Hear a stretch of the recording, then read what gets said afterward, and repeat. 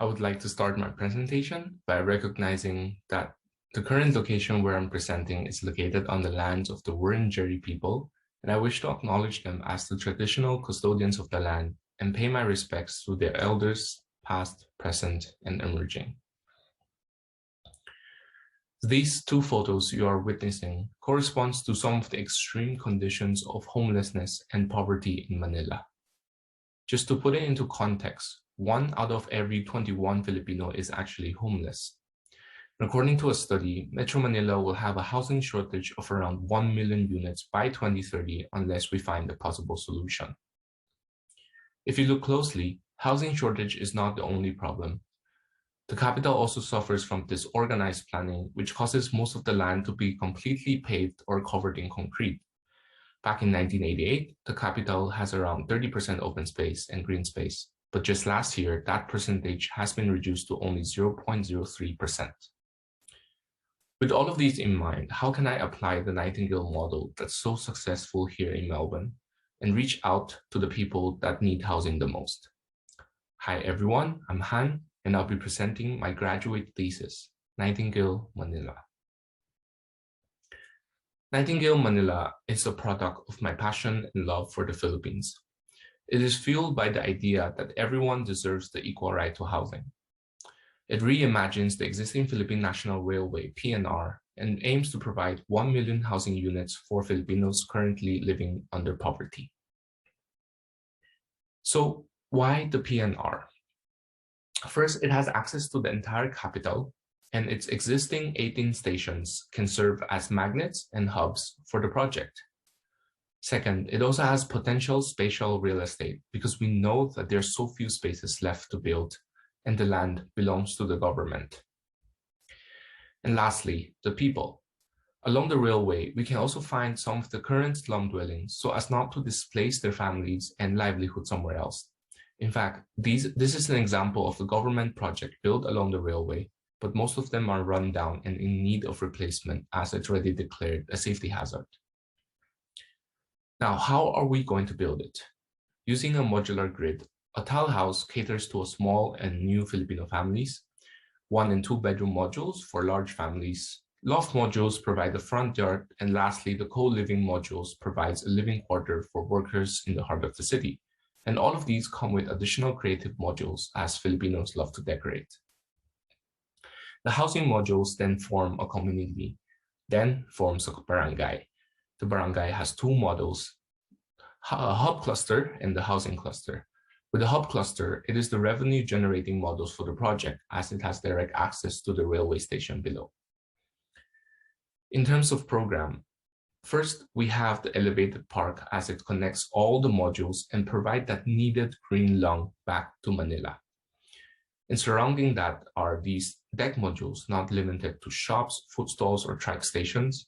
And within the housing zones, there are community modules of karaoke, community kitchens, or religious activities such as Catholic Mass. On the rooftop, first, there's a shared laundry area with shared clothesline. And in front, there's a rooftop basketball court. This is designed from Filipinos' love for the sport. Literally, they play basketball anywhere and everywhere, and even in extreme situations. And it's also interchangeable with the Sky Park module as well. The idea is that these barangay housing clusters are distributed along the railway with barangay hubs in orange serving as magnets and access to the city. And to break them up further in the urban scale, every 20 clusters has a community park to provide the green spaces back to the city as well. Putting all of them together side by side, in section, you can see that every cluster has adequate light for space for light and ventilation across the project. And finally, allow me to narrate and take you through the journey of a Filipino worker as she heads home from work through a short story, the story of Maria. Maria is seen looking out from a window of PNR train. She's very excited to go home after a long day of work. She swiftly exits the train onto the platform and walks up using the stairs that connects the train station to the elevated deck. On that elevated deck, just like any Manila busy street, there are people walking, exercising, relaxing, and cycling. Right beside the entrance of her barangay, she stops in front of a food stall to buy her family their favorite shawarma rice for dinner.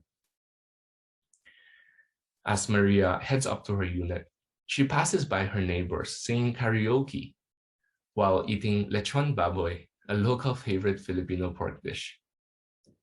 As she approaches her unit, her husband is seen sitting in front of their unit waiting for her. They enter together and is greeted by their children. They sat down, gave thanks for the food, and ate together. After dinner, Maria and her family heads up to the roof deck, and she and her two sons join their neighbor for a basketball game, while her husband dries their clothes on the clothesline while watching them play.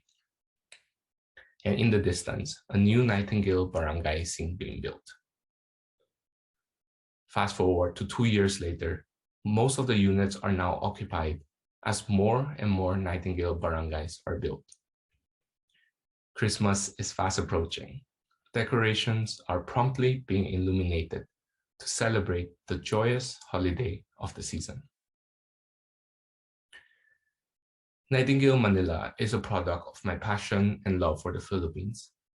It is fueled by the idea that everyone deserves the equal right to housing. Nightingale Manila is a platform where each owner and individual can customize and be their creative self, organically generating the building's own identity over time. Nightingale Manila is an architecture by the people, for the people. Thank you. If anyone's interested to know more about the project, you can visit the link shown on the slide. It's at bit.ly/Nightingale Manila. Thanks.